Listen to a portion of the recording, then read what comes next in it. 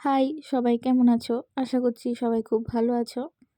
তো দেখো, আমি লবণ্যর জন্য কিছু ফল কেটে নিয়েছি, একদমই কুচি কুচি করে কেটে নিয়েছি। ওর মধ্যে কাজু কিশমিশও দিয়েছি। এদিকে মা 2 প্যাকেট দুধ গরম করে ঠান্ডা করে রেখে দিয়েছে। মা নারকেলটা কুটছিল, ফার্স্টে আমাকে দিয়েছিল, তো আমি পারছিলামই না একদমই।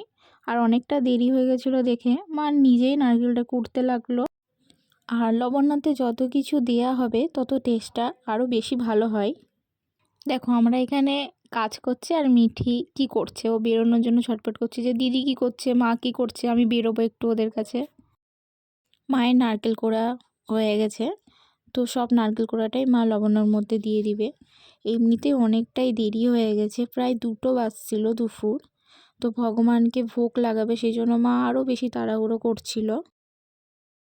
এরপরে মা অনেকটাই চিনি দিয়ে দিল লবণ্যর মধ্যে। এরপরে সব কিছু ভালো করে মিক্সড করে নিচ্ছি।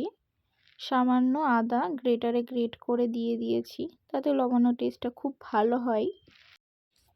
2 প্যাকেট দুধ গরম করে ঠান্ডা করে রেখে ওর মধ্যে 2 প্যাকেট আমুল দুধের গুঁড়ো মিশিয়ে রেখেছিল, ওই দুধটাই মা সবটা দিয়ে দিল লবণ্যতে।